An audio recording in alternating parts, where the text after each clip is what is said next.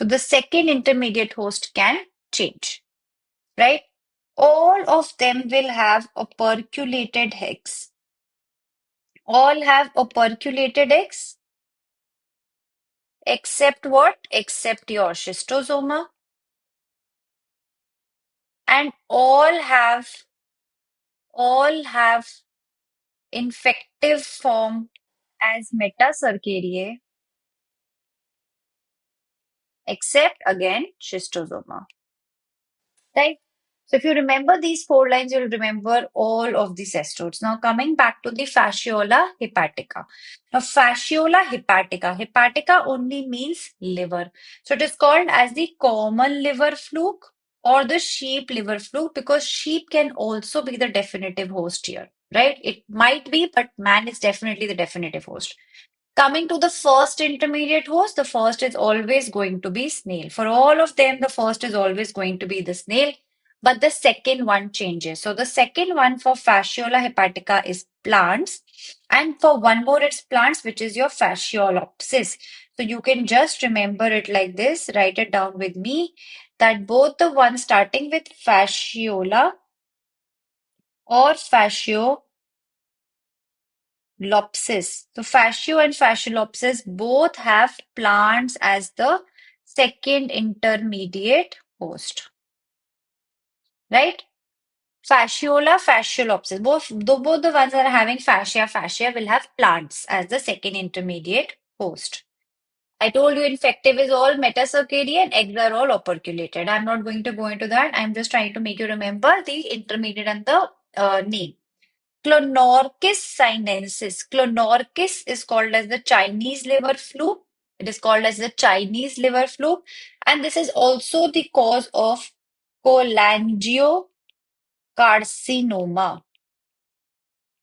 Cholangiocarcinoma is the cancer of the bile duct, right? So this is something that can stay in the bile duct for a very long time and cause cholangiocarcinoma.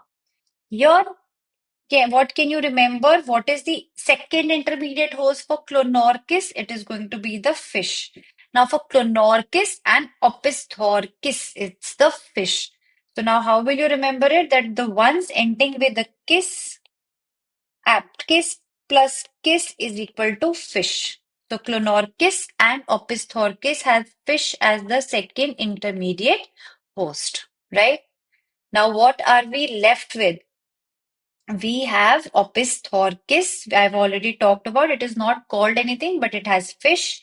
Fasciolopsis I talked about. It is a giant intestinal fluke. That is why it is the biggest fluke also, and it is by the plants. Finally, we are left with Paragonimus westermani, which is called as the oriental lung fluke. So it is part of the lung. And we only had left with crab or crayfish. So Paragonimus westermani is the only one that has crab or crayfish as the second intermediate host. So just revising it, definitive host for all cystodes is man. All cystodes have two intermediate hosts except your schistosoma that only has one, which is going to be the first intermediate host, that is going to be the snail. All have operculated eggs except schistosoma that has non-operculated eggs, right? Non-operculated. All have infective form as metacercariae except schistosoma that has cercariae, right? Finally, fasciola and fasciolopsis have second intermediate host as plants. So both the ones that are starting with fascia and the ones ending with kiss are going to have fish as the second intermediate host. And Paragonimus westermani is lonely. He's the only one that is having crab or crayfish as the second intermediate host. So this whole thing completes our trematodes. Now moving on to the nematodes. Nematodes are something that are called as roundworms, right? So they are called as roundworms, right? So they are divided based upon what part they are infecting. If they are infecting the large intestine, small intestine, tissues, and somatic cells, right? We're going to start with the large intestine. So in the large intestine, we have mainly two. That is going to be the Trichuris trichera and that is going to be the Entropius vermicularis. Now, Trichuris trichera is called as a whipworm because the worm's shape looks like a whip. So it is thickened at one point and then it becomes extremely thin, right? So it looks like a whip. Have you seen how you hit with the whip? There's one mota part at one side and then one thin part on the other. So that is called as a whipworm. Definitive host for all of the nematodes is going to be man. So can you see how the definitive host for all the nematodes? So man, definitive host for all of them is going to be man, right? Okay. Coming to the intermediate host, for the intermediate host, you remember that there is no intermediate host for the intestinal ones, right? No intermediate host for the intestinal ones, but there is an intermediate host when we talk about the tissue and the somatic one because they are vector transmitted. They are transmitted by some vector. Infective form is going to be the embryonated egg for Trichuris. And if you've seen the egg of a Trichuris, it is a barrel-shaped one which has two mucus plugs in the end, right? That is the that is the trichura, and that transmission is by the ingestion of the egg. Remember, whenever the egg is going to be the infective form, it is always going to be by the ingestion of the egg.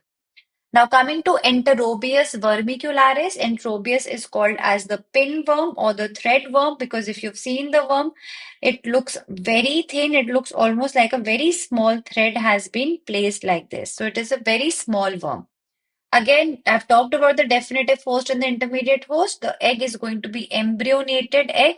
And whenever we talk about the eggs of Enterobius, we have to talk how they are D-shaped. So they are D-shaped, they are flat from one point and they are curved on the other. And that is why they are called as plano-convex. So they are the plano-convex eggs. Again, if they are talking about eggs, we are talking about ingestion is the way of transmission and even auto-infection. That was about the large intestine. Now coming to the small intestine. In small intestine, we have Ascaris lumbricoids. That is the biggest nematode. It is the biggest nematode, right?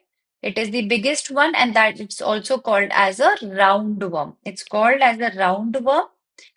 Man is the definitive host. Intermediate host is not going to be there for the intestinal ones, but the infective form is going to be the embryonated egg containing the L2 larva. But because the infective form is the egg, it is going to be by the transmission is by the ingestion. Up until here, everything was egg and ingestion, right? Till these three. Rest all are going to be by your L3 larva, which is the filariform larva. And larvas always end up penetrating the skin. So these are going to be by the penetration of skin, right? Okay, coming to your Ankylosarcoma duodenale. Ankylostoma and Necator americanus are together called as hookworms. So they are called as hookworm. So Ankylostoma duodenale and Necator americanus. So you can remember that America is New World, right? America is New World, so it is called as a New World hookworm, and Ankylostoma is called as the Old Worm hookworm. Rest everything is the same. Man is the definitive host, no intermediate host, L3 larva by the penetration of skin. Same thing. Coming to Strongyloid stercoralis, it is called as a military worm. Why is it called as a military worm? Because Strongyloid stercoralis is one of them which causes massive auto-infection. Right? Strongyloid stercoralis is also one of the worms that is transmitting or that is kind of dividing by parthenogenesis. It is called as parthenogenesis. That means there is no male, only the female fertilizes itself and gives rises to these larvae, right? So it is actually ovoviviparous. So what is ovoviviparous? That means it makes the eggs which contains the larva, and as soon as these eggs are released, they immediately hatch out into larva. So they are ovo because of the eggs and viviparous matlab larva. So as soon as the eggs are laid, it hatches into the larva. It doesn't take time. It doesn't need time to hatch. It immediately hatches into the larva, and L3 form is the filariform larva, that is the infective form, which is by penetration of skin. So now you know which worm causes parthenogenesis. It is going to be your Strongyloid stercoralis, and it is also ovoviviparous because the eggs immediately hatch out into larva. That was about the small intestine. Now I'm going to talk about now I'm going to talk about the sorry, that was about the small intestine. Now I'm going to talk about the tissue or the somatic trematodes. Now, first thing is your Wuchereria bancrofti.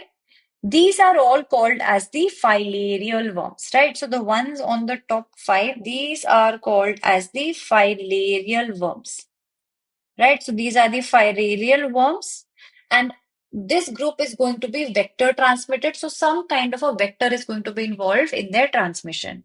Man is going to be the definitive host, but here the intermediate host is going to be there because whatever the vector is there, that is going to be the intermediate host. So now Wuchereria bancrofti is going to be transmitted by a mosquito, right? And which one? Culex cucaneufatus, which is a by mosquito bite. So Culex is the vector. Here again, all of them will have the L3 larva. So that is being same. L3 filariform is going to be the same for all of them. So you don't need to remember it individually. What you need to remember is the intermediate host. So Wuchereria has the intermediate host as mosquito, which is the Culex.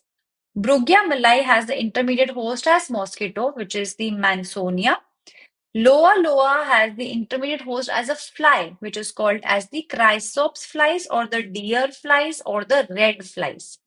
Onchocerca volvulus is the one that is also by flies, but the flies here are Similian flies or black flies.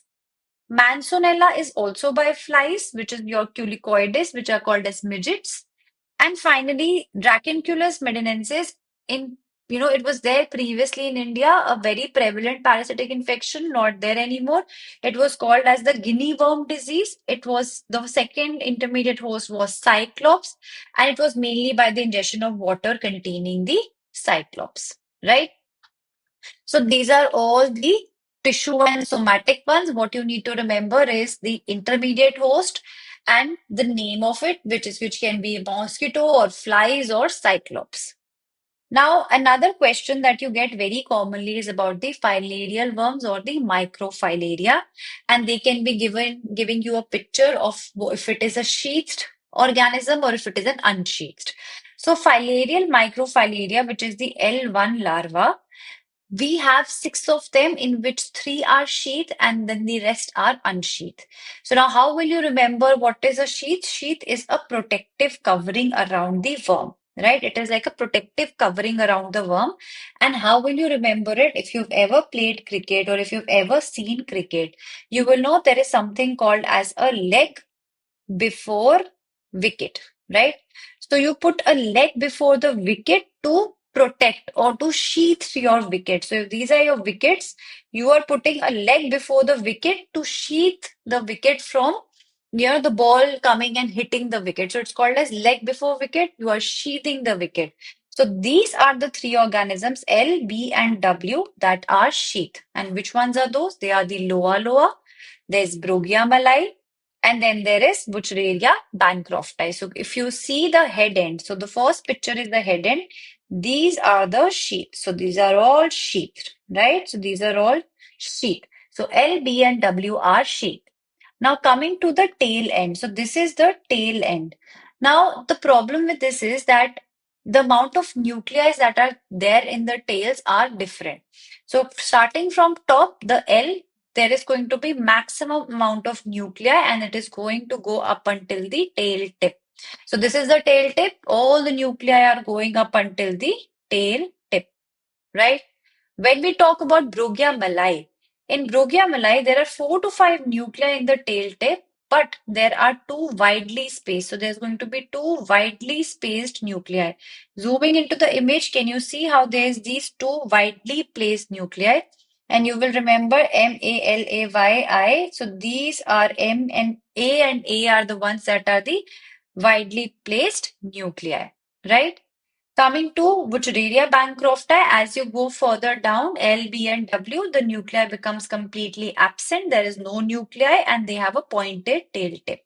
So this was about these three filarial organisms that are sheath and what amount of or how much amount of nuclei is present in their tail tip. Now, what we are left with are these that are your Onchocerca, Manzanella streptocerca, and Manzanella ozarti. What you need to remember is that they are not sheath. They don't have a sheath around. They are not sheath. If you see the picture, there is no sheath, nothing, right? Some of them are going to have a pointed tail tip and some of them are going to have a blunt tail tip. How will you remember it? You will remember that O have no nuclei but have pointed tails. So the ones starting with O, which are your Onchocerca and your Ozardi Manzanella, these are the ones that I have said, oh no, have no nuclei, but because God took away the nuclei, they gave them pointed tips, right? So let's see. So we have Onchocerca and then we have Ozardi, where the tail tip is there, which is pointed, right? So it is pointed tail tip, but no nuclei. So pointed, and the other rest two are blunt. So these two are blunt, which is Manzanella perstans and Manzanella streptocerca. So this completes our parasitology, and now we're going to be starting off with the virology. And the first topic that we are going to be discussing is the general virology, and we will be starting with the morphology. So, whenever we talk about a virus, we talk about what is an entire virus. An entire virus is going to be called a virion, where it is going to contain the nucleic acid, which could either be a DNA or an RNA. Right, and it contains a capsid, which is like a covering or a coating that protects the nucleic acid. So capsid looks something like this, in which there is going to be the DNA or the RNA material. Now, when we talk about the DNA and the RNA viruses, we have to classify them if they are DNA or RNA. And I have a mnemonic for the DNA viruses, which is called as HAPPY. So HAPPY, in which H and P's are all two in number. So first one, it's going to be the herpes or the hepedna. Hepedna includes your hepatitis B virus, right? It includes your hepatitis B virus.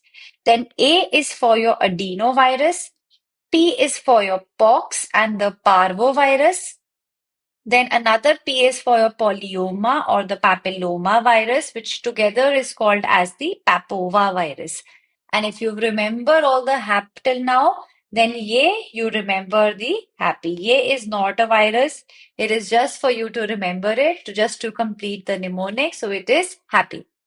Anything else, any other viruses that don't fall into this happy category, they are the RNA viruses. So rest also, you don't have to remember the RNA viruses, just remember the DNA viruses, and anything else except these viruses are going to be the RNA virus. Moving on to the strands. So how many strands does each have? So that they can be either single stranded or they can be double stranded. Like they can have two strands or they can have a single strand.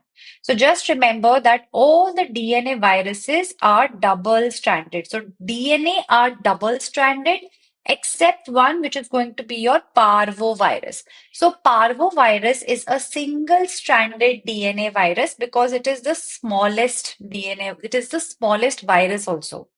So because it is small, it is only single-stranded. Rest all the other DNA viruses are double-stranded.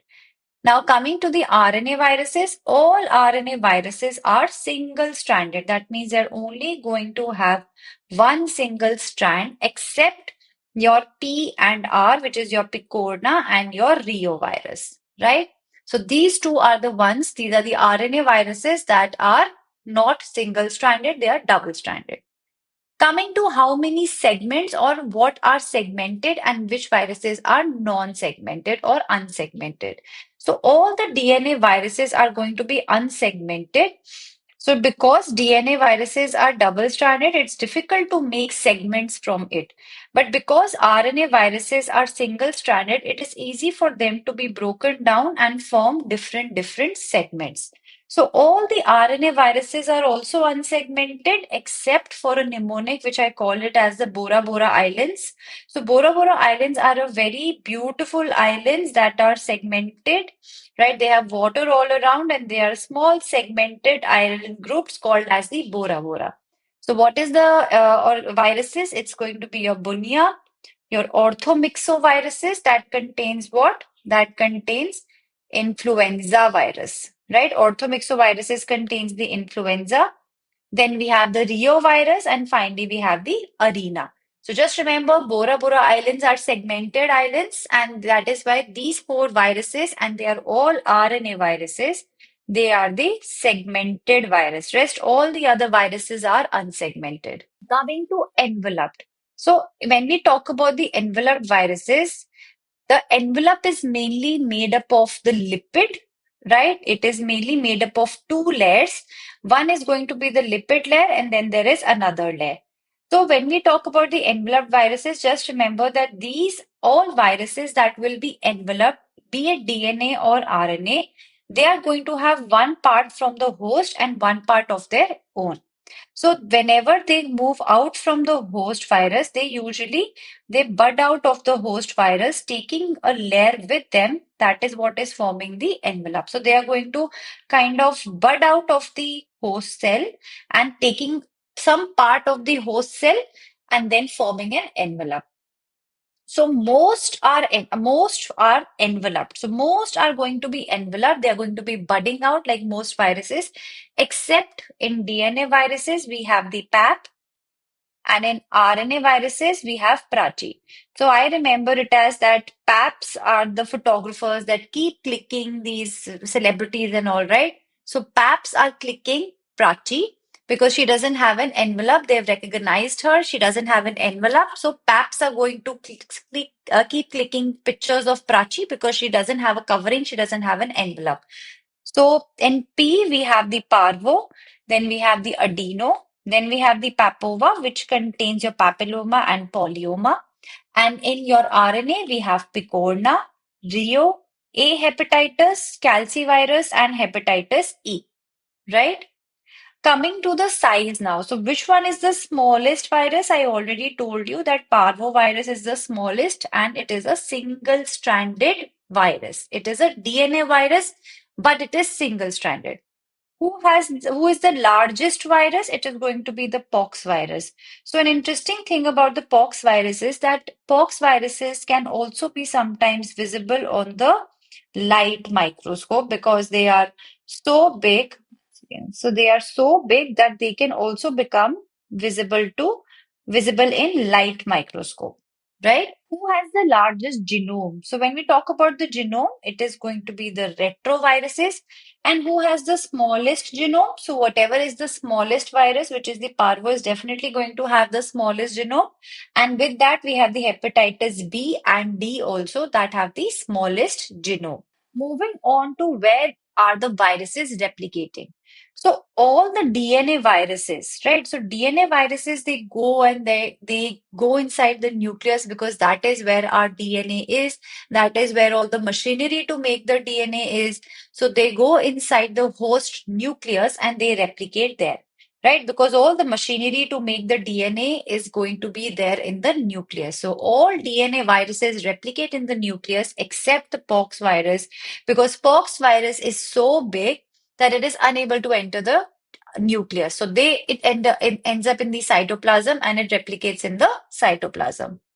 All RNA viruses replicate in the cytoplasm except two. One is going to be your retrovirus because retroviruses are the HIV viruses that go and integrate in our DNA.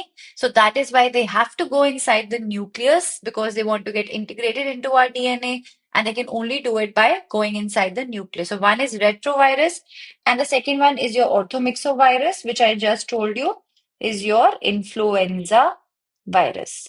Right? Now, where are they assembled? Now, multiplication has taken place, but the whole assembly has to take place somewhere, right? So, all the DNA viruses are assembled also in the nucleus, except what? Except pox, because pox didn't enter the nucleus only, and hepedna, which contains your hepatitis B virus, because hepatitis B has a partial DNA structure. It has a partial double-stranded structure, right? It has a partial double-stranded DNA structure. So half strand of it needs to be assembled in the cytoplasm. So that is why pox and hepatna are two viruses that are DNA viruses that are assembled in the cytoplasm. All the RNA viruses are assembled in the cytoplasm. Simple. So most of them were made in the cytoplasm, except few, except your retrovirus and the orthomyxoviruses, but they are assembled in the cytoplasm only. Now, there is something called as the eclipse phase, right? So what is eclipse phase? It is when the virus entry has happened into the host till the presence or till the making of the first progeny or the first offspring, right? Progeny means offspring. So from the viral entry till the first offspring is formed, this phase is called as, or this period is called as the eclipse phase. So you have gotten a question on this. What is an eclipse phase? So that is from the entry of the virus till the first offspring or the first progeny has been formed. Now, different viruses have different shapes, and you can get any one of these pictures or even others that you have to identify what is the shape and which virus is it.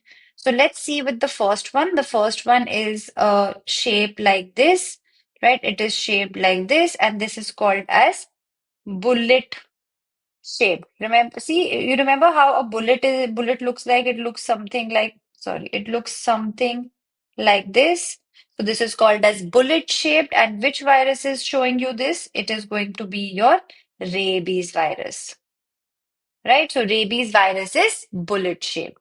Coming to the second one on the right. So what is this virus? This is going to be your pox virus, right? It looks like what? Can you see what this image looks like? It is called as the brick shaped. So have you seen a brick? This is what it is shaped like. So it is brick shaped, right? So brick shaped. Coming to the third virus here, if you see, it is looking like it has really long filaments, right? So it is filament in shape. It is filamentous. And what virus is this? This is going to be your Marburg, right? Marburg virus. Coming to the fourth one, the fourth one here shows the fourth one here shows you a round structure with four, projections coming out from it. So what is this? This looks like a space vehicle. So this looks like a space vehicle, like a spaceship, right? So this looks like a space vehicle or a spaceship, and it is seen in the adenovirus. Space vehicle shaped. Coming to the last one. So what does this look like? This looks like a wheel, right? So this looks like a wheel. So this is your wheel shaped or cartwheel shaped, whatever you want to call it. And this virus is going to be your rotavirus. So these are all the different shapes that you can get, and you can get, a picture of this, and you have to identify what virus is this. Now, coming to the laboratory diagnosis, we can't see the virus under the light microscope except your pox, but we can see other things that are called as inclusion bodies. So inclusion bodies are nothing, but they are the aggregation of the viral proteins or the virions. So when they come together, they form some kind of a structure which is called as inclusion bodies. Now, all the RNA viruses are going to have an intracytoplasmic inclusion bodies because they are being made and they are being replicated. Most of them are being replicated and assembled in the cytoplasm. And most of your DNA viruses are going to be intranuclear inclusion bodies because they are multiplying in the nucleus. Some of them can have both intranuclear and intracytoplasmic inclusion bodies. Now, first thing is the Negri bodies, which is by rabies. Then we have the Paskin bodies, which is by variola. Then we have the Guaneri bodies, which is for vaccinia. Bollinger bodies for fowlpox. Molluscum bodies or Henderson-Peterson bodies. I'm just going to write this. Henderson Peterson bodies. That is going to be, or we call it as the HP bodies for the molluscum contagiosum. And then we have the perinuclear bodies, which is for your reovirus. Coming to your intranuclear has been divided into two types, Cowdry type A and B. In A, we have the Taurus bodies, which is for yellow fever. We have the Lipschitz bodies, which is there for herpes, right? And then in B, we have the polio virus and then we have the adenovirus. Now, coming to both, so we have CMV virus, which shows you the owl's eye appearance, a very famous big eyes of the owls, and it looks like the eyes of the owl. So it's like an owl's eye appearance. And then we have measles, which shows us the Warthin-Finkeldy cells, intranuclear and intracytoplasmic inclusion bodies, right? Another way of diagnosing is by your egg inoculation. So we use an egg that is embryonated hen's egg, where the embryo is around 7 to 12 days old. So we have different layers of the eggs. If you see right here, we have different layers of the eggs. Right, so starting from the outermost layer, so this is the outermost layer, and this is going to be your chorioallantoic membrane. So in the chorioallantoic membrane, we have the pox and we have the herpes simplex virus that we can put here. Because pox and herpes simplex virus, they end up producing something called as pox. Pox are like these huge aggregations of, cells that if we see this egg in like in light, you will be able to see the pox. That is why they need to be on the superficial surface. So we have pox and then we have herpes. So coming to the next one, which is going to be your amniotic cavity. So amniotic cavity is something that kind of covers your chick, right? So like just like a baby, like just like a human baby that is covered in amniotic fluid, here the chick is also covered with the amniotic fluid. And what you can grow here is the influenza virus, right? You can grow the influenza virus here. Then we have something which is called as the yolk sac. So we have the yolk sac here, and in the yolk sac, we can grow the arboviruses and three bacteria also, because there are some bacteria that we cannot grow in the culture media. And what are they? So we have the rickettsia, we have the chlamydia, and then we have the Haemophilus ducreyi. So these three are the ones that we cannot, I mean, we can grow few of them, but for rickettsia and chlamydia, we can't, we don't have a culture media. So for them, we can do egg inoculation. Finally, coming to the last one, that is the allantoic cavity, that is also very big. This is the one which we can use for the vaccine production. So we can isolate viruses here for viral vaccines like influenza, yellow fever, and rabies. So please remember this egg because I've written everything here only. So please remember in which part or which cavity is the organism growing. Now we have something called as cell line. So usually before we were doing the egg inoculation, but then we don't have, it's only done for research purposes now. So now we have shifted to cell lines. So there's something called as a primary cell line, secondary cell line, and then continuous cell lines. In primary cell lines, they are normal cells from the organs that have a limited growth. So just like all the cells, every cell has to die at some point because they have limited growth, they have limited number of divisions. So because they are normal cells from the organs, they will also have limited growth. So they have around 5 to 10 divisions. That means they're going to divide 5 to 10 times and then the division is going to stop. They have a diploid karyosome, which is 2N, and it is used for the isolation of the viruses as well as vaccine production. So the examples are going to be MHC, that is your monkey kidney, human amnion, chick embryo. So these three are going to be your primary cell lines. Coming to the secondary or the diploid cell lines. So when we talk about the secondary and the diploid, they are also normal cells, but they have a higher number of division compared to the primary one. So they are going to be 10 to 15 divisions, and they also have a diploid karyosome, which is 2N. Now, the mnemonic is going to be MH. So firstly it was MHC, here it is only going to be MH, which contains MRC5, VI38, which is human embryonic lung cell strain. Then we have the human fibroblast cells, right, which are from the muscle cells. Then we have the continuous, so which is most commonly used now because we want the cells to continuously divide so that we can have more of the virus isolation. So they're derived from the cancerous cell because, as we know, cancerous cells have the ability to divide infinitely and they are immortal. So we have used those cells. They have a haploid chromosome and we do serial subculturing. That means in one pot, if we are trying to grow the continuous cell lines, we just take the cells from there, put it into another pot, and that starts becoming infinite. So leading to the infinite divisions of the continuous cell line. So we have cell lines like these, which are called as HeLa.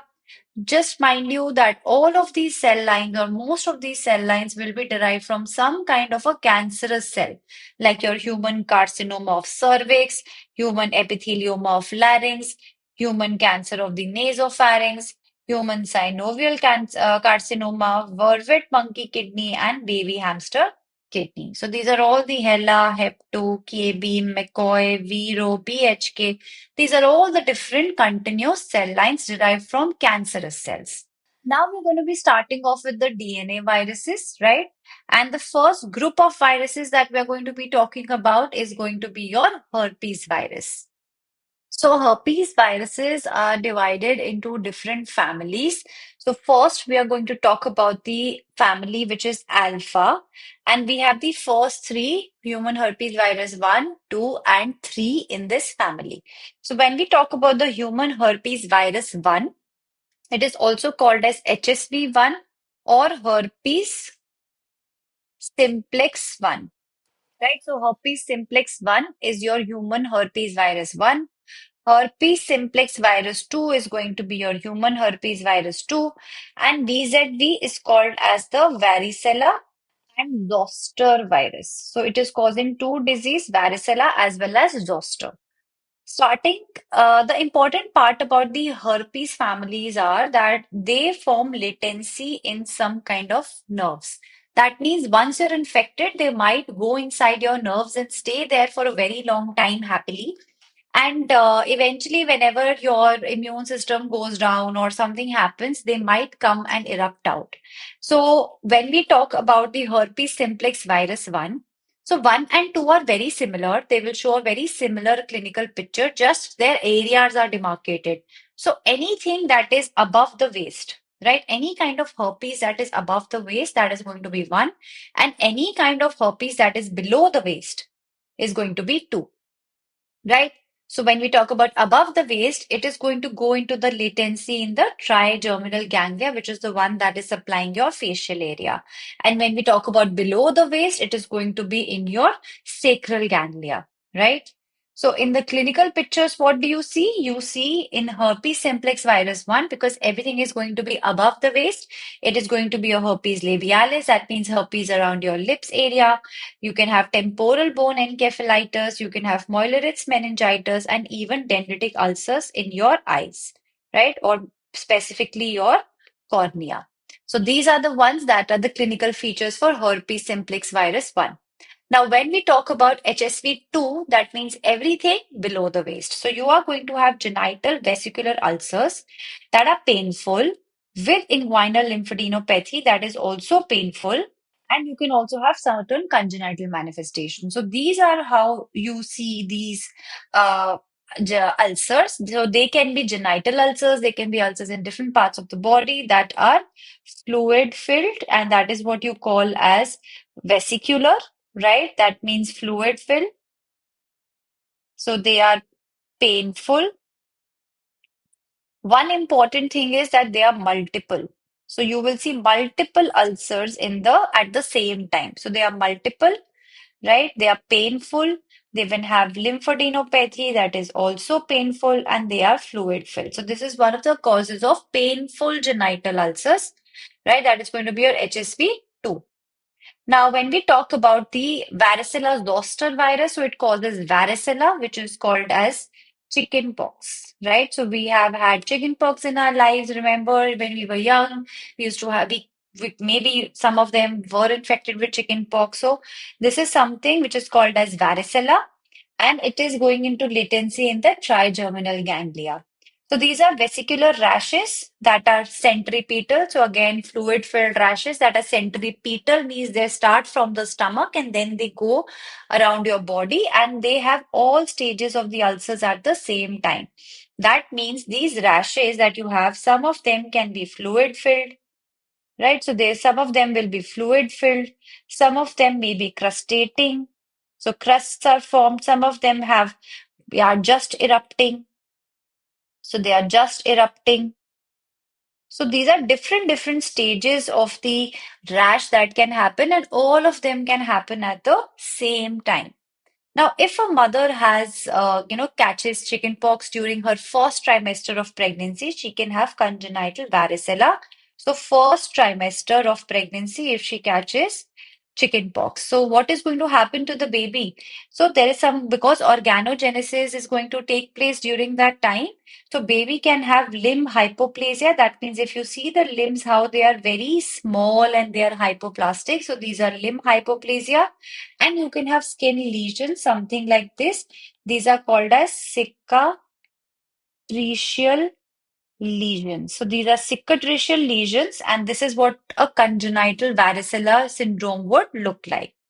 Then we have another disease called as zoster. It is also called as shingles or zona. So this is when the latency was there in the trigeminal nerves, and now after some kind of an immunocompromised state, this has erupted out. So usually you end up getting similar rashes, but only in one quadrant or dermatome. So dermatomes are made, that means whatever area that nerve is going to supply. So it's usually unilateral. So there's going to be one level of face being involved. So it is a unilateral or a dermatomal involvement. And you're going to have these rashes and rashes, and now they are called as the zoster, right?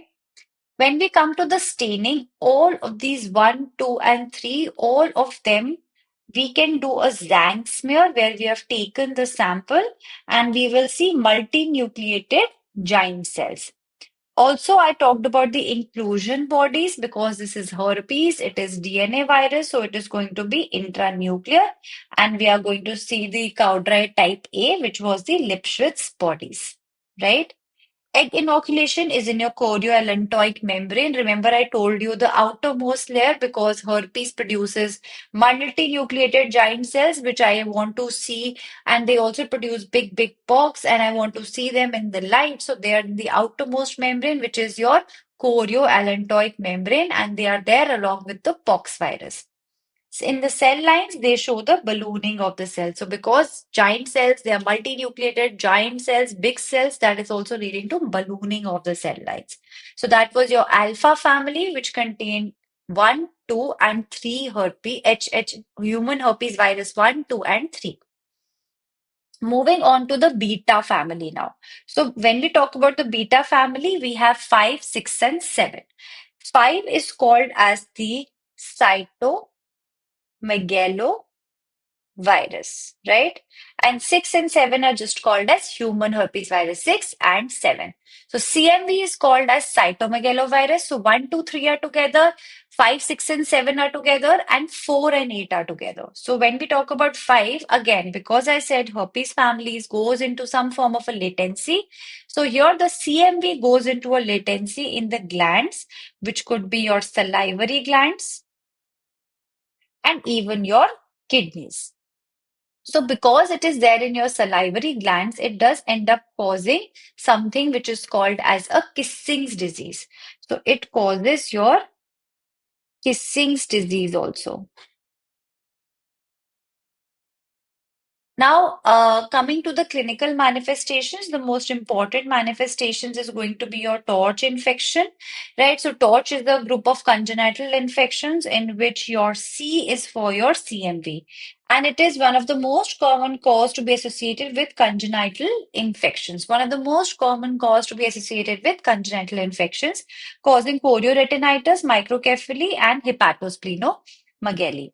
Now, another thing that I want you to remember is that this also causes calcifications, and they are ventricular calcifications, right? So CMV causes ventricular calcifications in the brain, right?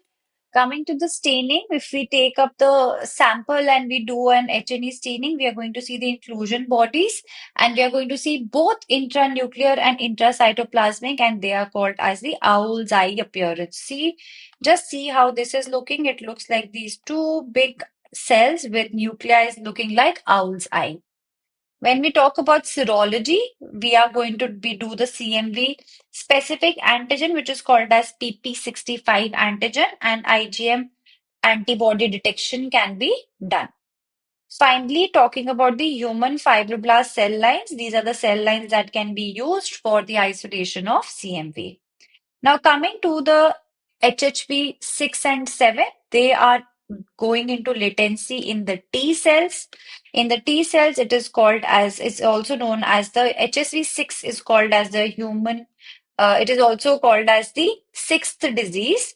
And it causes roseola infanticum or exanthum subtuatum, where you're going to see these kind of a maculopapular rashes. Right, so maculopapular rashes are seen all over the child's body. It looks like roseola infanticum or exanthum subitum. Now coming to your gamma family, remember I told you 4 and 8 are together, so they are the gamma family. And in 4, it is the one which is called as the Epstein-Barr virus. So it is the Epstein-Barr virus, and HHV8 is called as the Kaposi sarcoma. So whenever we talk about the sarcoma, we're talking about some kind of a soft tissue tumor. They go into the latency in B cells. So B cells are the one that if there is any issue there, if there is going to be any issue in the B cells, this is going to lead to a lot of carcinomas, right? So this is going to lead to a lot of cancers or carcinomas. Coming to Epstein-Barr virus, so in clinical manifestations, it causes infectious mononucleosis. It causes the Kissing's disease or the glandular disease. Then it causes a lot of malignancies like your Burkitt lymphoma, nasopharyngeal carcinoma, Hodgkin's lymphoma, non-Hodgkin's lymphoma. So these are all the different kind of malignancies it can cause, which is your Epstein-Barr virus. It also shows us the heterophile agglutination test, which is called as the Paul Bunel test. So Paul Bunel test is done for which virus? It is going to be done for your Epstein-Barr virus, where antibodies against the sheep RBCs are seen in the patient's serum. So we take the sheep RBCs and we make it react with the patient's serum because there are some antigens that are present on the sheep RBCs that are very similar to the antigens that are present on the Epstein-Barr virus. So they are called as heterophile antigens, right? They share similar structures. So if I want to check antibodies against Epstein-Barr virus in a patient's serum, I can just take the sheep RBCs, make them react, and because these antigens are similar, the antibodies against Epstein-Barr virus will also attach to these sheep RBCs, leading to their lysis, leading to their breakdown. That is something that we can see, and it is called as the Paul Bunel test. Now, coming to human herpes virus 8, which is called as Kaposi sarcoma. So, I told you it is going to be a soft tissue sarcoma of the vascular region. We're going to see purple to reddish purple growth. So, this is what it looks like. It is going to be a reddish to purple growth. Other than that, it can also cause your primary effusion lymphoma, and it can also cause your Castleman's disease, right?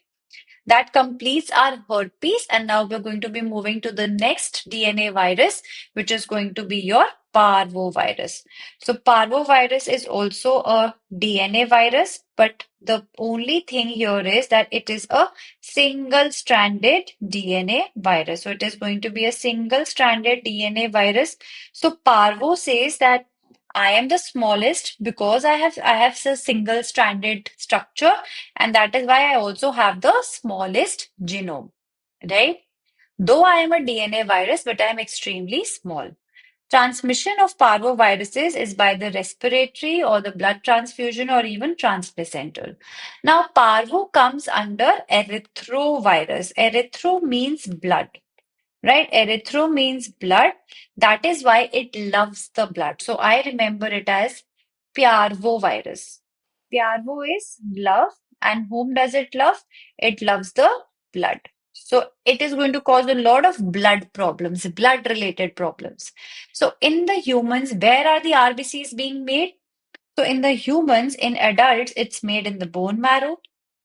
Right, in the adults, the RBCs are made in the bone marrow, and in the child, it is made in the fetal liver. So, in the child, it's made in the fetal liver, in the adults, it's made in the bone marrows. That is why, in adults, it affects the bone marrow, causing decrease in a lot of things, and in the child, it affects the liver.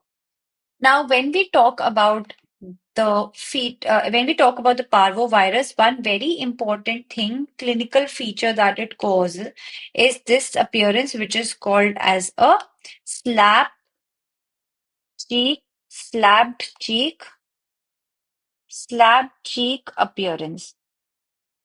That means it looks like this person has been slapped, but this is mainly because of the maculopapular rashes that this baby has. So this baby has rashes all over the body and all around the face and more around the cheeks. And that is why it looks like, although this is like a chilling, cool baby, but it looks like he's been slapped, right? So that's called as a slab cheek appearance that is going to be seen in your parvovirus. If it affects the fetal liver, if it affects the fetal liver, what is going to happen? It is going to lead to a fluid-filled stomach, and the baby is going to look a lot bloated and fluid-filled, and that is going to be called as your hydrops fetalis. So it is called as hydrops fetalis, and this is also something that is caused by your parvovirus B19. Other than that, in adults, it can also cause what? In the adults, because it affects the bone marrow, it can also cause aplastic crisis, right? That means different cell lines like your WBCs, RBCs, platelets, all will be decreased, leading to aplastic crisis. Moving on to the next DNA virus group, it's going to be the Papova, and it contains two of the things. One is your papilloma, which contains your human papilloma virus, HPV, and your polyoma virus. So when we talk about the papilloma or the HPV, human papilloma virus, it's divided into two types by the clinical forms. One is the benign, and then another one is going to be the malignant. So in the benign state, it leads to a lot of wart formation. So they can be common warts called as verruca vulgaris. There are flat warts called as verruca plana. There is plantar warts that is called as verruca plantaris. There's going to be anogenital warts called as condyloma acuminatum, which is also a sexually transmitted infection. So you can see these warts being produced on the penis or around the labia. So these are called as condyloma acuminata. So these are all the different kind of warts. One more thing, it can also cause your pharyngeal, can also cause pharyngeal warts, right? Also cause pharyngeal warts, but these are all benign. These things can also be causing malignant disease. So we can have the cervical lesions causing cervical intraepithelial neoplasia, which is mainly by your HPV 6 and 11, and your carcinoma cervix, which is by HPV 16 and 18. This laryngeal or pharyngeal warts can also get converted into cancers, and hence it can cause your laryngeal and esophageal cancers by HPV 16 and 18. So HPV 16 and 18 type are the ones that are very cancerous, right?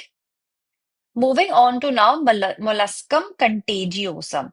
So molluscum contagiosum is something where the transmission is taking place by the direct contact.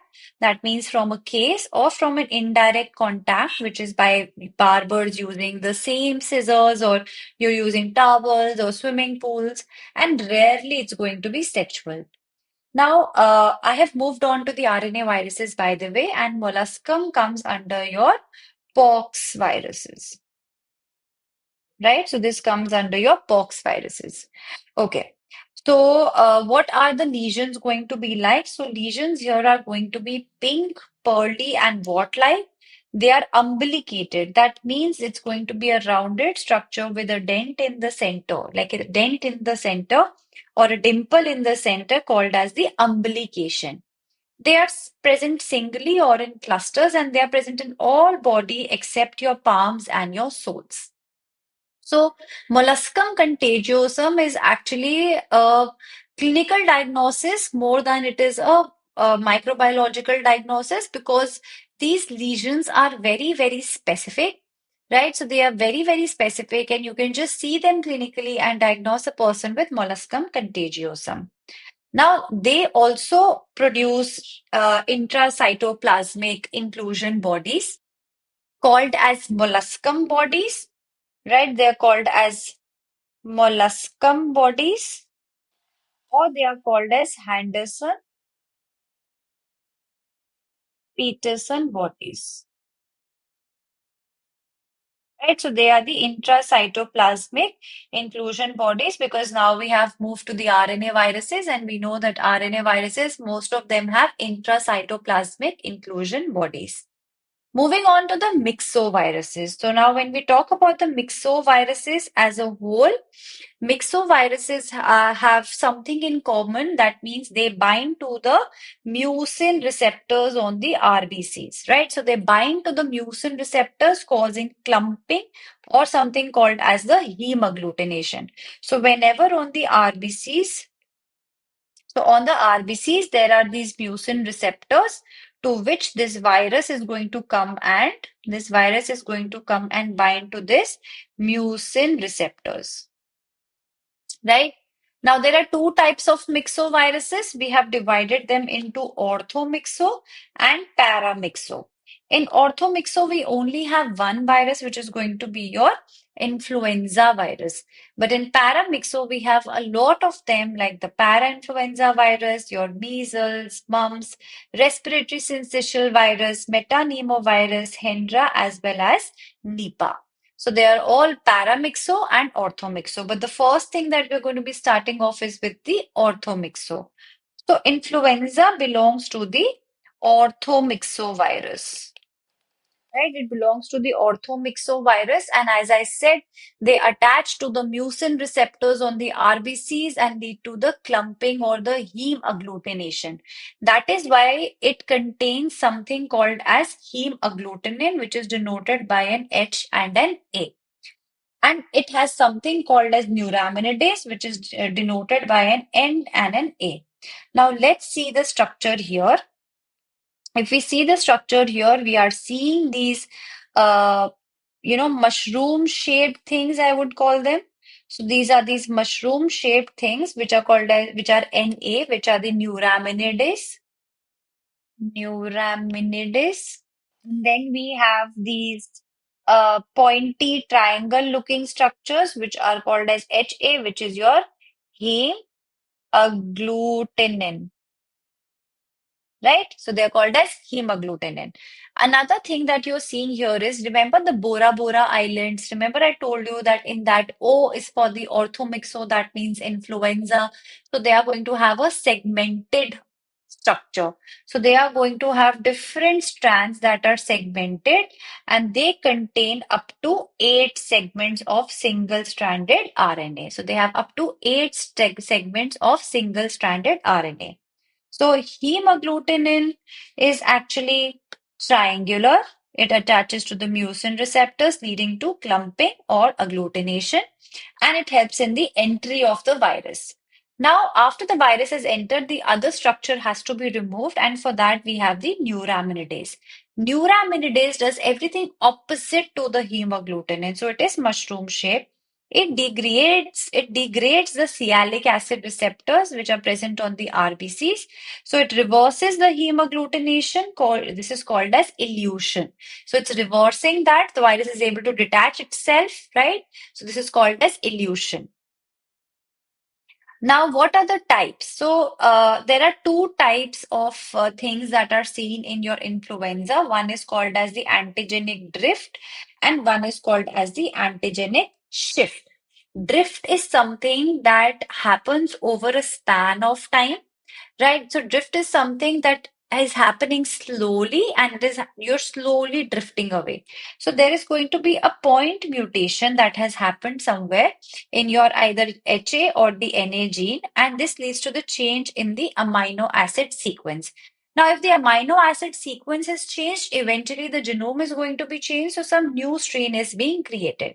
And this leads to a lot of outbreaks and minor epidemics, occurs every 2 to 3 years, and this is seen specifically in influenza A and B, right? So, point mutation in the HA and NA, it is a drift, it is not that severe, it is a new strain is created, but small epidemics and outbreaks occur every 2 to 3 years, and it is by influenza A and B. Shift is when the whole is going to be like abrupt, and it's going to be drastic change in the HA and NA gene, and it is going to be due to the genetic reassortment. Genetic reassortment is something that happens. Let me give you an example. Suppose we have a pig, right? So we have a pig in which contains receptors, right?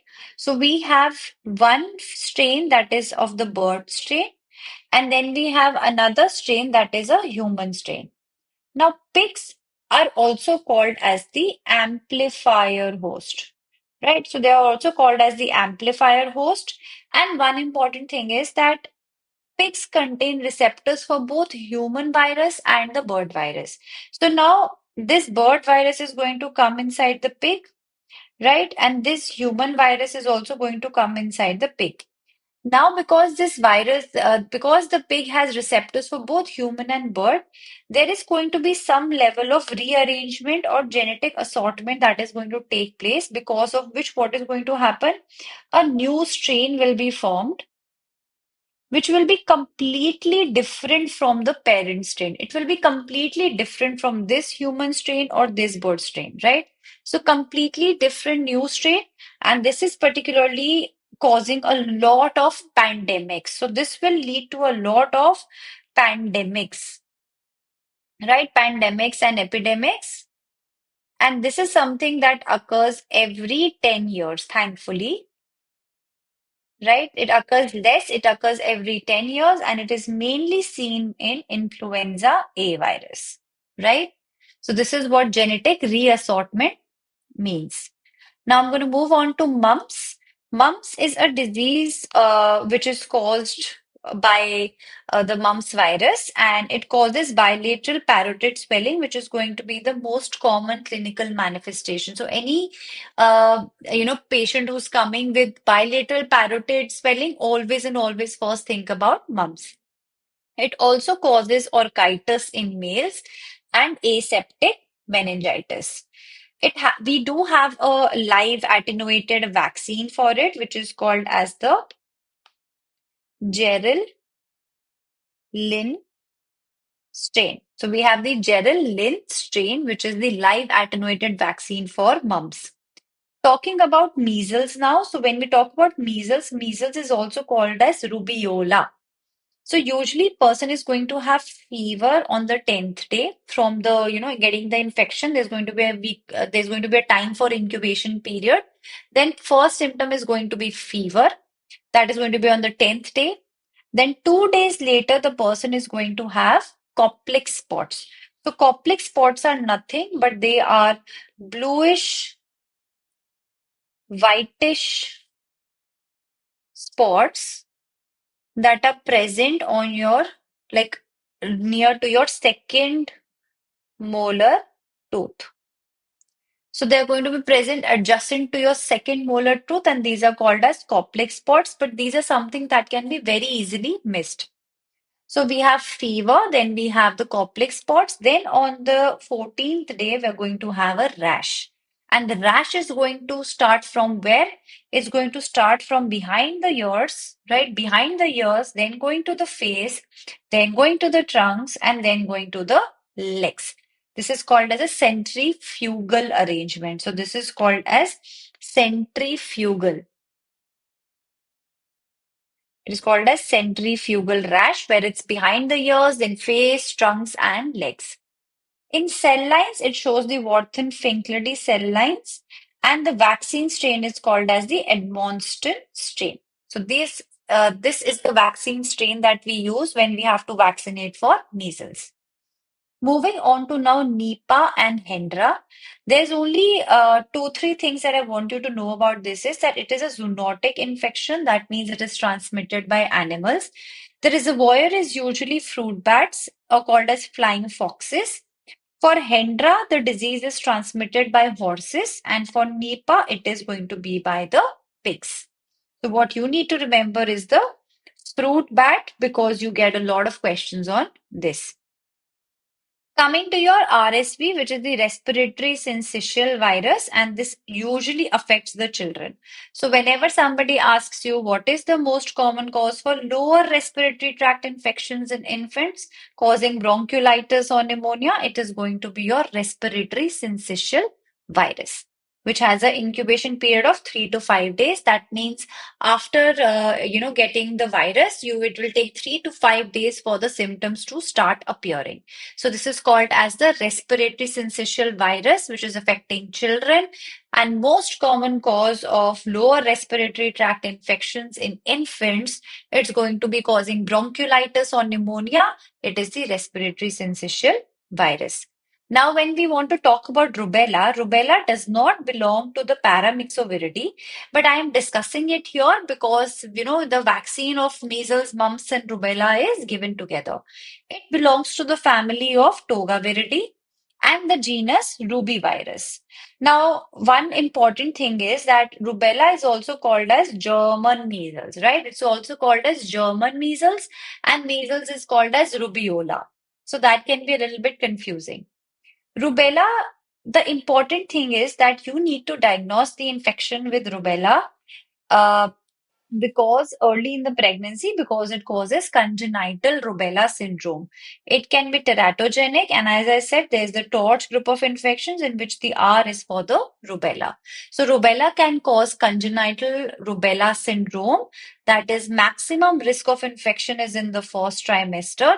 And clinically, what do you see? So I have always tried to make, a triad. So I have an eye. I'm going to make a triad. So I have an eye, then I have a ear, and then I have a heart, right? So I have a eye, a ear, and a heart, and this is the triad that we have. So this you can make a triangle joining these three things, an eye, ear, and heart. You can make a triangle like this. So what does it cause? So in the ear defects, it causes sensory neural hearing defects. In your ocular defects, it's going to cause salt and pepper retinopathy. And another thing that it causes is the cataract. Just going to add it here. So it can also cause cataract, right? And in your cardiac defects, it can cause patent ductus arteriosus, PDA, which is called as patent ductus arteriosus, right? Patent ductus arteriosus. Then we have the pulmonary stenosis and even ventricular defects. So this is the triad that we have. So we have the ear, we have the eyes, and then we have the heart, right? So that is the triad for rubella. Moving on to the Coxsackie virus, which is also part of your para-influenza virus, which is also part of your paramyxoviruses. So Coxsackie virus, it's divided into A and B type based upon the pathogenicity in the suckling mice. Now, A is the one in which the paralysis is flaccid type and the clinical features usually generalized myositis. And in B, the paralysis is usually spastic and it shows as your localized myositis. Now, what you get a question on is the hand, foot, and mouth disease. Most common cause of hand, foot, and mouth disease or vesicular rashes, it's going to be your Coxsackie virus. Other than that, it does cause your aseptic meningitis, which is A7 and A9 in your A type. That means Coxsackie A, and in B from B1 to B6. It causes herpangina, which is also vesicular pharyngitis, where you're having vesicular lesions in your pharynx. So this is your Coxsackie virus. Now, there is a group of arboviruses, and this group of viruses are the ones that are from AR, we have the arthropod, And from BO, we have bone. That means they are transmitted by the help of an arthropod or an insect, right? So they're arthropod borne or insect borne viruses. So the first family that we are going to talk about is the Togaviridae. In Togaviridae, it can be divided clinically with the ones that are causing you arthralgia or if they are causing encephalitis. So in arthralgia, we have the chikungunya, which is by your Aedes virus, which is by your Aedes mosquito.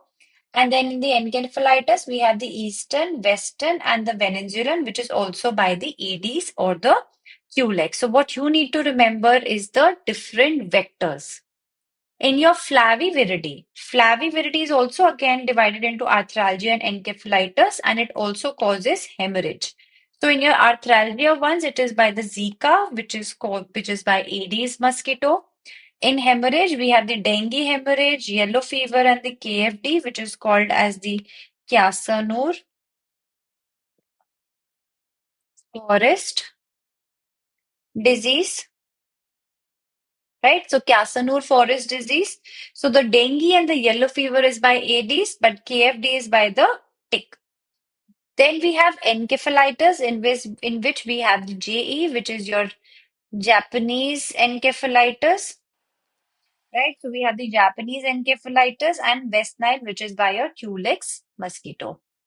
Now, moving on to Zika.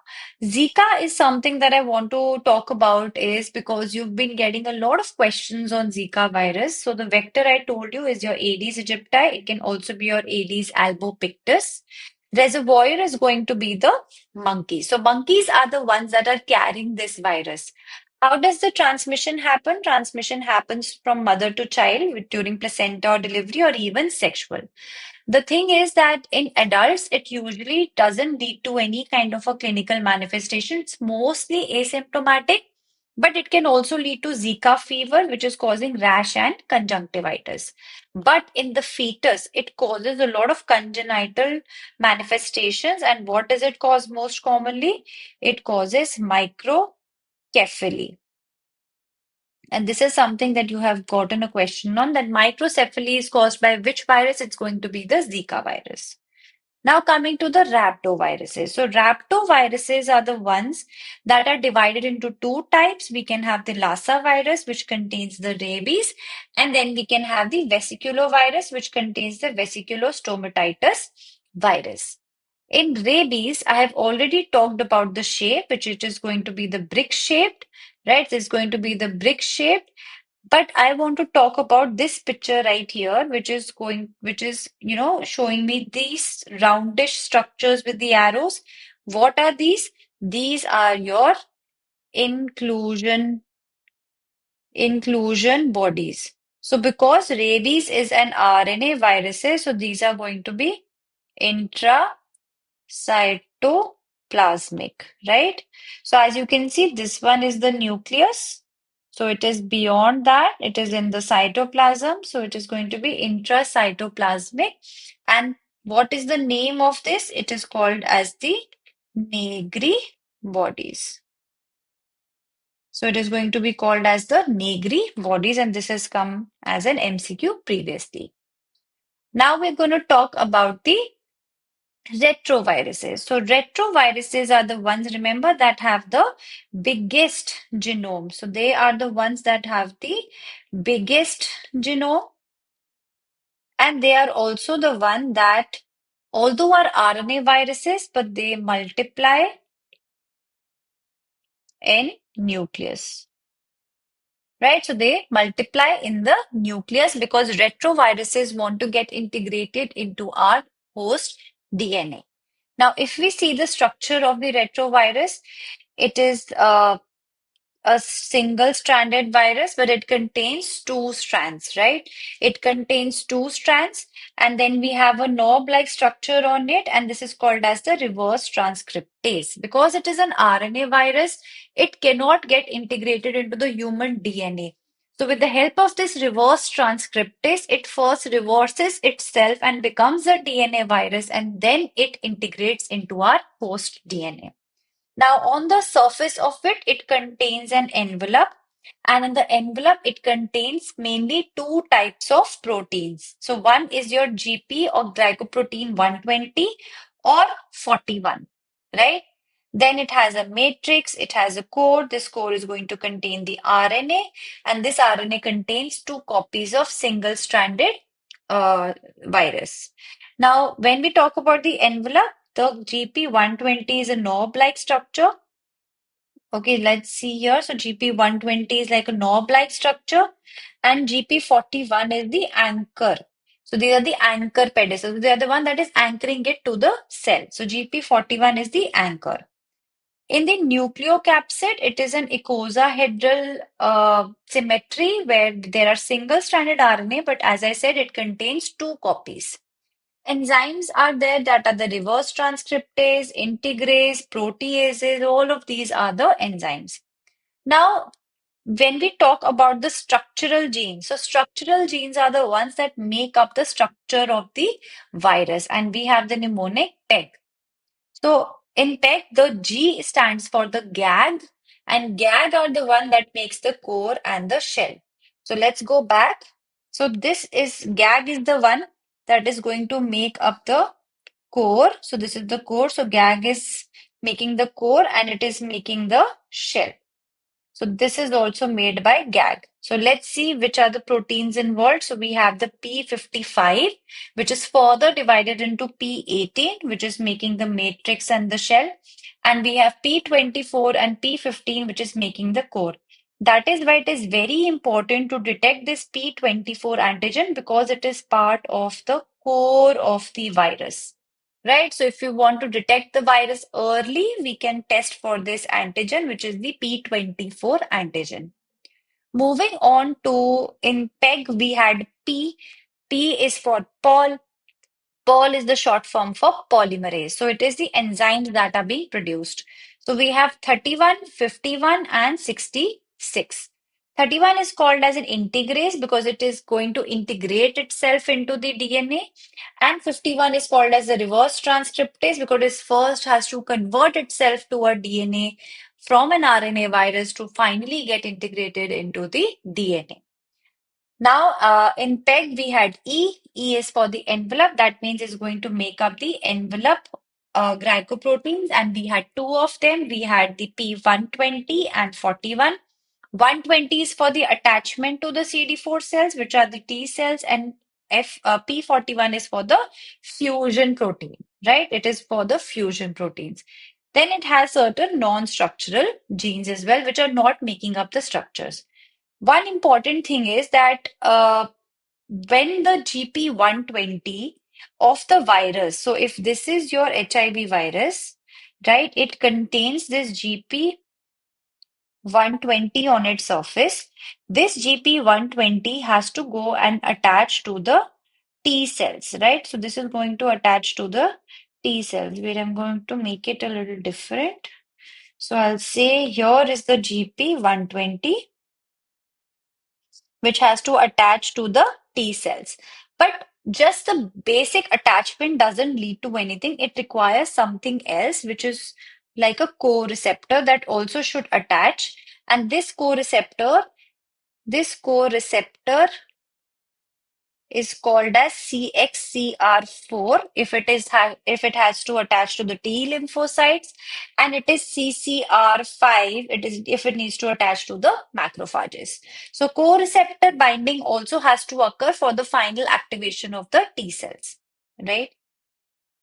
Then we have the clinical features of the retroviruses, and one important thing is that this graph that I am showing you, so this graph tells us the CD4 count and what disease that can happen at which CD4 count. So when the CD4 count reaches 500, right? So CD4 count is based upon the number of CD4 cells that are there. So the lower the CD4 cells or the T cells, the more the infections can happen, right? So CD4 cells or the T cells are the one that fight against different kinds of infections. But here, as the CD4 counts keep decreasing, infections keep increasing. So at 500, we have the bacterial skin infections, herpes simplex virus, and fungal infections. So in fungal infections, particularly, we are talking about the candidiasis, right? Okay, at 400, what do we have? We have the Kaposi sarcoma. At 300 CD4, we have the hairy leukoplakia or tuberculosis, right? At 200, we have the pneumocystis pneumonia, cryptococcosis, and toxoplasmosis. At 50, we have MAC, CMV, and lymphoma. What is MAC? MAC is your Mycobacterium tuberculosis avium complex. So this is something that is there that causes pneumonias and infections in patients whose CD4 has reached under 50. So this you need to remember because they ask you at what CD4 which infection starts happening. Now, there are certain screening tests that we can do for HIV, and then there are certain confirmatory tests. So, when we talk about the screening tests, in screening tests, mainly we are doing the immunochromatographic test, and once they come positive, if we need, then we have to confirm it by either Western blot. So, in Western blot, what happens? Detection is there against the P24 core antigen after 112 to 26 days. So here what happens, so we have antigens coated on a strip, right? So actually it's not coated on a strip. We are doing some kind of a blotting.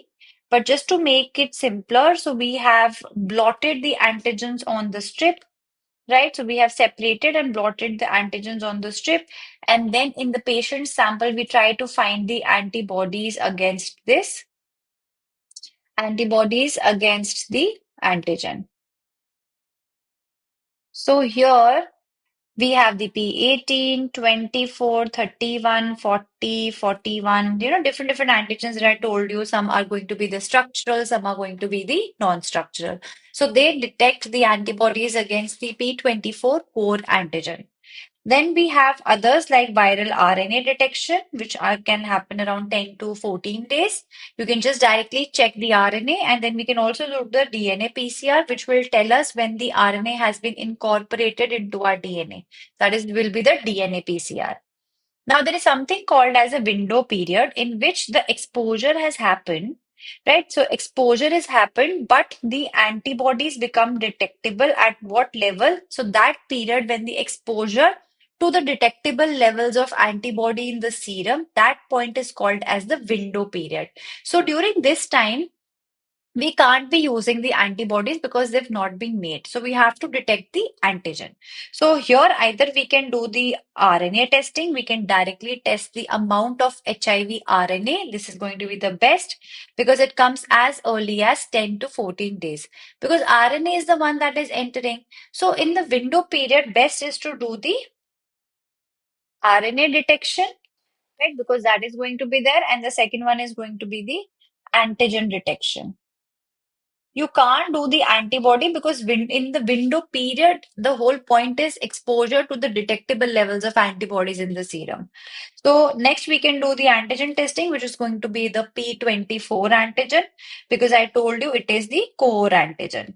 This takes from 12 to 16 days. After this, the antibodies will be made and you can do the antibody testing at 3 to 12 weeks. When we talk about the pediatric HIV infection, if we want to diagnose a patient who is a child and if we want to diagnose HIV, we have to do the HIV DNA PCR at 6 weeks by dried blood spot. Because initially, so we are doing HIV DNA PCR because we want to see how much of the DNA has been incorporated into our DNA. So we do the DNA PCR at 6 weeks by dried blood spot.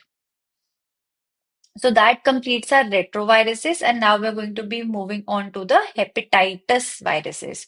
So when we talk about the hepatitis viruses, we have different types. We have A, B, C, D, and E, right? And one G is also added, but it's not so important to us. When we talk about the hepatitis A virus, we call it as the infectious hepatitis because it is infectious and it is transmitted by your fecal-oral route. Hepatitis B virus is the only virus that is the DNA virus in this hepatitis group. Rest all are going to be your RNA virus, right? So rest all are RNA viruses. This is the only one which is the DNA virus in this group. So hepatitis B is called as serum hepatitis. HCV or hepatitis C is called as non-A, non-B virus or post-transfusion hepatitis because it is transmitted by transfusion reactions also. Hepatitis D is called as the delta agent and E is called as non-A, non-B enteric transmitted hepatitis. So E is for the enteric transmitted hepatitis.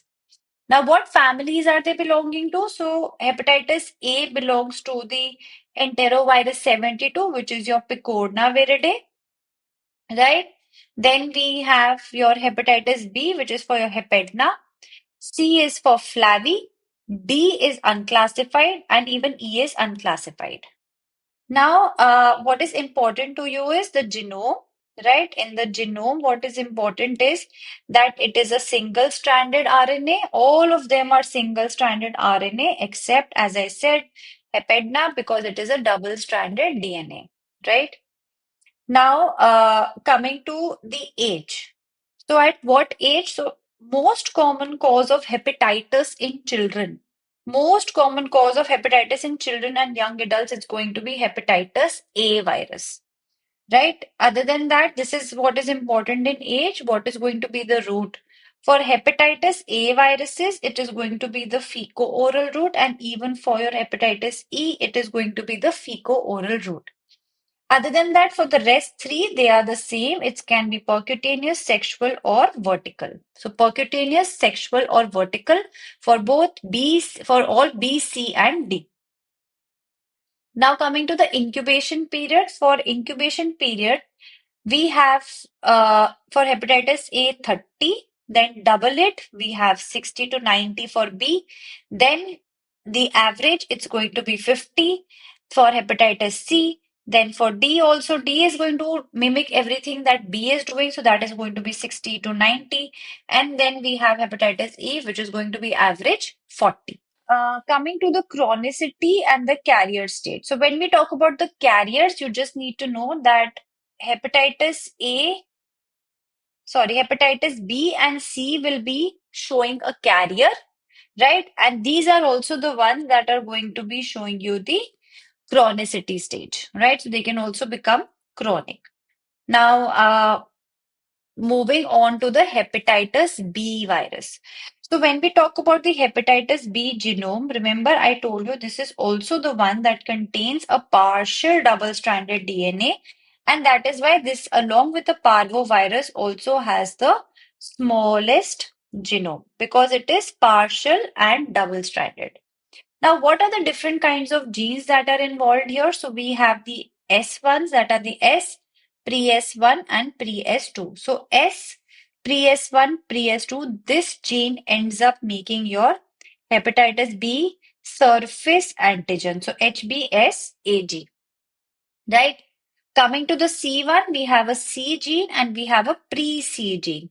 So C is going to end up making the core and pre-C is going to make up the E. So hepatitis E antigen. So pre is going to make up the E, core C is going to make up the core. Now we have something which is called as the X gene, which is here. So this X gene, so whenever we want to talk about danger, we make the X. So this is HBxAg. This is danger. So this increases the cancer by binding to the P53. So a lot of times hepatitis B ends up leading to hepatocellular carcinoma, right? And that is something that can be seen by your hepatitis X antigen, right? Because of the hepatitis X antigen. Now coming to the P gene. P gene is present here. Can you see? P gene is the one that is the largest, and this ends up making the polymerase. So it's going to make the DNA polymerase, reverse transcriptase, RNase H activity. So this is the P gene. Now we are going to talk about the carriers. I told you hepatitis B can eventually form carriers. That means the person itself is not going to have any like any clinical symptoms, but that person can spread the infection. It can be a carrier. So just remember that whenever we talk about a hepatitis E antigen being positive, we are talking that it is actively replicating, right? And whenever we talk about HBS antigen or the surface antigen, we talk if there is presence of this, it will tell us the chronicity and the infectivity. Now, there are two types of carriers. We have the simple carriers and then we have the super carriers. Simple carriers are called as chronic.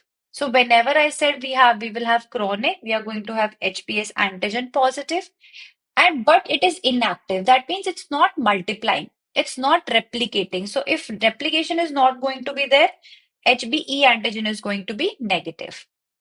So it's going to have a low infectivity also, right? When we talk about super, super are the ones that are going to be like a Superman. So they are going to be immunotolerant to anything. So we will have HBS antigen positive because it is chronic. We will have, because it is immune tolerant, HBe antigen positive, and others also like DNA polymerase and hepatite HBV DNA. That is called as super carriers. They're going to be like Superman. They'll carry everything with them. Coming to chronic hepatitis. So these are the ones that are the cases, right? So these are the ones that are the cases. So we can have the chronic active, chronic inactive. So everything is same here. Everything is going to be same here except one thing. And that is going to be what I've highlighted, the presence of HBe antigen or not, right? So HBe antigen or not is present. That is what is different. So, as I said, chronic is there, so hepatitis HBS antigen has to be there. So, IgG, HBC is going to be there. It is there here also. Right? Hepatitis HBV DNA is here also. HBV DNA is going to be here also.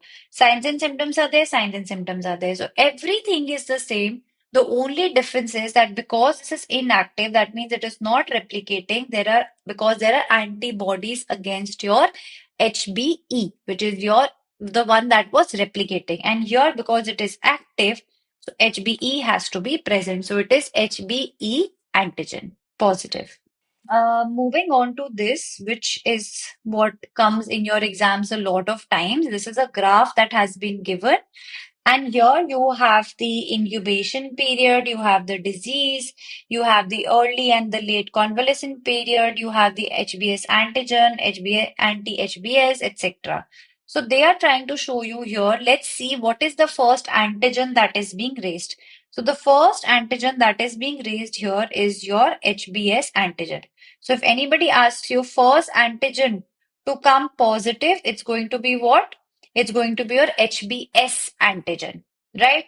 Then what is the next antigen that is going to come positive? So next to your HBS, we have the E antigen. So the second antigen to come positive, it is going to be your HBe antigen, right? So it's going to be your HBe antigen. What is the first antibody that comes positive? The first antibody that comes positive, it's going to be your anti-HBC. C is for the core. So this is the first antibody that comes positive, right? Now, where is HBC located? So if we talk about the core antigen, that is your HBC antigen, this is present in the core of the hepatocytes. So because this is present in the core of the hepatocytes, it doesn't come in the serum. Hence, we are not able to detect it or diagnose it. So if you want to ever look at the HBC antigen, the only thing you can do is immunohistochemistry, right? Or you can do immunofluorescence testing. That means you can take a tissue sample from the liver and then you can do the immunofluorescence testing on it, or you can do the immunohistochemistry testing there to find the core antigen. But you will never be able to find the core antigen in the serum because it doesn't come in the peripheral blood. Right? So you will only see what? You can only see the antibodies, but you will never see the antigen. Now, what happens after some time, at approximately 3 weeks, what is going to happen? Antibodies against the HBS antigen, is going to start getting made, it's going to start reducing, and now these antibodies have come up. Similarly, for your HBE also, it's finally going to go down and then the antibodies will start appearing. So we have the anti-HBE, anti-HBS, right? So this is all the different kinds of graphs that we have, all the different kinds of graphs that is showing you what is the first antigen to come positive, what is the first antibody to come positive, when will the antigen start decreasing and the antibody start increasing. So this graph kind of tells you everything. So also just remember any time when it is showing you that anything is IgM anti HBC, for example, positive, that means whenever there's going to be IgM antibodies, it's going to be an acute infection. And if the same thing changes into your IgG antibodies, it is going to be of the chronic infection, right? So you can also tell if it's recent or late based upon the presence.